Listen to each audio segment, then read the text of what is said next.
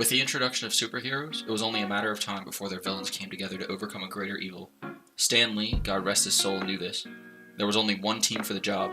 This band of misfits directed by James Gunn was a smash hit as the gang plowed their way through the galaxy and the box office, with an amazing Rotten Tomatoes score of 91%. Dreams compared to what's behind me. Check out who you meet. DC saw the success, and to them, it just made sense. Despite overwhelming hope that the Suicide Squad was going to take off like its Marvel counterpart, it crashed and failed miserably with a Rotten Tomatoes score of just 27%. Many critics were saying that it was a failed attempt of, quote, filmmakers trying to imitate rather than innovate.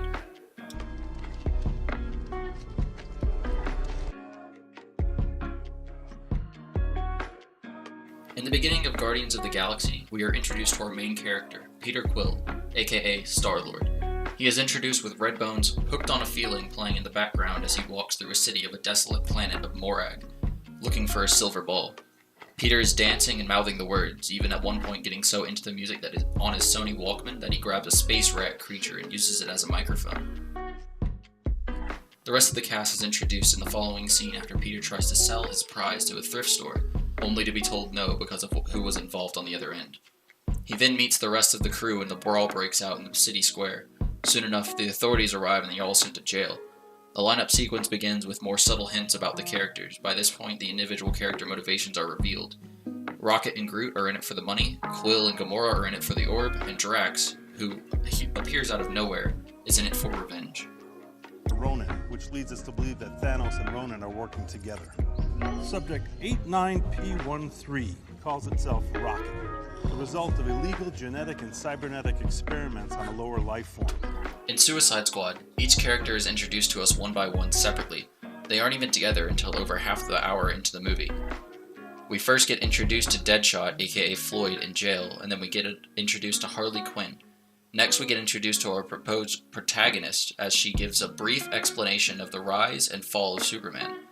She sits down to the board of executives at dinner and then proceeds to reintroduce Deadshot and Harley.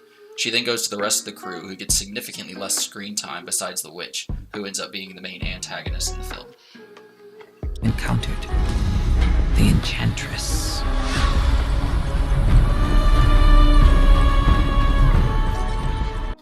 Soon enough, something needs to happen for the plot to advance, and conveniently, there's a newly formed group of people by government initiative to fight this new evil. The Suicide Squad, as Deadshot so graciously coins, is leaving on a mission. The last character to join them, only known aptly by Katana, who holds you guessed it, a katana, that traps the soul of her victims. Exposition by Commander Rick Flag tells us that her husband was killed by it, so she keeps it close by, because it has her husband's soul inside. That's all we hear about her, but apparently she's bad or something. Every non-major character in the movie that's not the Enchantress, Deadshot, or Harley go massively underdeveloped. This is just a new form of blaxploitation, potentially. They all have different things about them that aren't conceivably normal, so maybe it could be.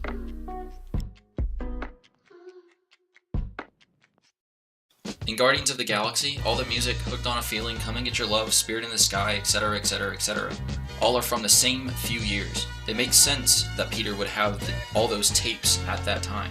In an interview by the Rolling Stone magazines, James Gunn, the director of the film, mocks the choices of putting Beyoncé and Kesha into the album as it doesn't make logical sense. Producers apparently feared alienating the kids by only using 70s songs.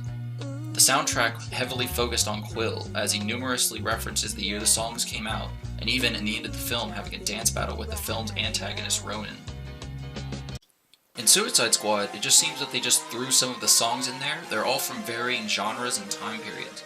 One second, I'm in a Vietnam War movie about to go into the storm listening to Fortunate Son by Creedence Clearwater Revival, when just a few minutes ago we were listening to Jack White jam out to Seven Nation Army, as well as Eminem's Without Me, as the cast gets introduced to each other. The soundtrack is all over the place, ranging from the Rolling Stones to Wiz Khalifa. To me, it seems like they're just trying to force you to like it. David Ayer's choice was simply to put a bunch of top 40s in the movie and act like they belonged and were appropriate. Overall, the soundtrack did hardly anything to introduce or develop the characters. In the Delito essay from Film Genre Reader, she focuses on the use of genres in film as well as touches on the ideas of a multi-protagonist films and how they align with genre. She specifically states that the use of multiple protagonists adds a special complexity to the film that no single protagonist film is able to produce. James Gunn, however, is much better at building the characters' worlds and making the audience care about them. From the beginning, we know that Peter had a mother. We know that she died, and then he got abducted by space pirates. As the film goes on, this only amplifies and gets built upon. From the introduction of Rocket's character, we know that Groot is very special to him and that there is something that he doesn't know. Gamora is also in this boat, and there's not much about her that's very visible, so she is also hiding her feelings under the fierce battle warrior stance that she always has. Drax just seems to come out and be very literal, which gets elaborated upon in the movie about how they don't get sarcasm. Sadly, Ayer doesn't even attempt to act on this complexity. You would think that a backdrop of villains from the DC universe would actually be interesting, but sadly, there's not very much going on. Instead, you have less than 5 minutes dedicated to their backstory, yet for some reason, 2 of the most developed characters get well over 10. It just feels like it's a single protagonist film. The shots focus heavily around Harley Quinn and Deadshot. They don't really go anywhere else. They hardly focus on anyone else in the crew for more than a handful of scenes, and those scenes are less than 2 minutes each.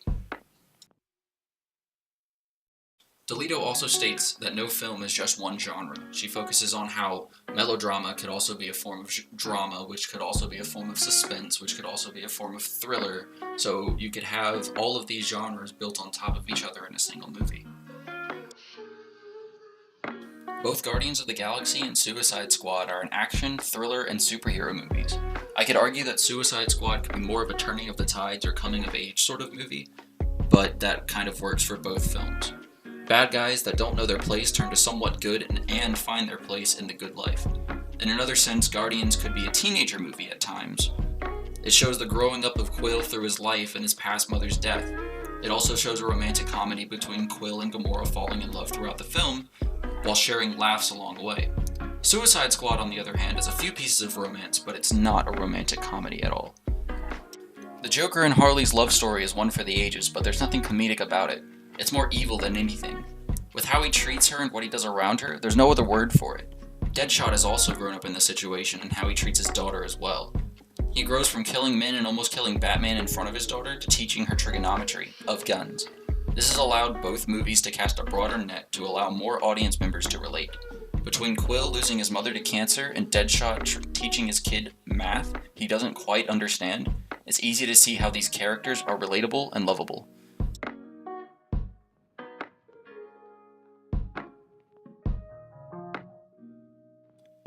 Guardians of the Galaxy is considered one of, if not the best Marvel film in the Marvel Cinematic Universe. It's clear to see why. The world building, as well as the character development, suggests it's superior to the DC